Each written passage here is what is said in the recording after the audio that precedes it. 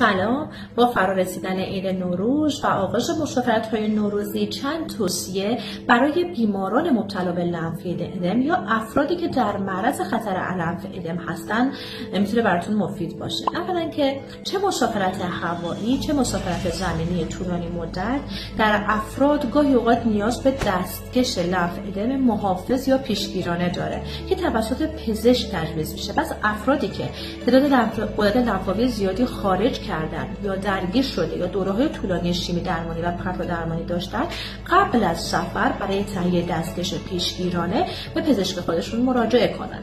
حین سفر چه هوایی چه زمینی بیش از نیم ساعت در یک پوزیشن قرار نگیرید. بعد از نیم ساعت از جای خودتون بلند بشین و در حد 10 دقیقه در کابین یا در به اصطلاح توقف ماشین قدم بزنید.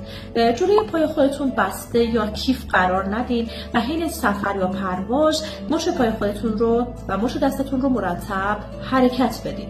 از آب فراوون، نوشیدن آب فراوون غافل نشین. حین سفر منظورمون آب خالص هستش. قهوه، نوشیدنی‌های کافئین دار و الکل رو سعی کنین استفاده نکنین. اگر به مناطقی سفر می‌کنین که احتمال گزش حشرات وجود داره، از لباس‌های آستین بلند یا پشه‌بند استفاده بکنید. در هوای خیلی گرم و هوای خیلی سرد سعی کنید که بیرون از منزل نباشید و اگر شواهدی از عفونت قبلا داشتین یا لنف ادم شما شدید هست، حتما در سفرهای خارج از کشور جاروهای آنتی بیوتیک برای خودتون داشته باشین که در صورت بروز علائم عفونت استفاده بکنین. و نهایتا اگر در سفر دچار تورم دست شدین یا احساس سنگینی و تنگی آستین داشتین، پست آخر من که پین شده که ماساژ دستی لنف ادم هست رو به طور کامل انجام بدین، به اندام استراحت بدین، آب فراوون بنوشید و در اولین فرصت به ما مراجعه کنید.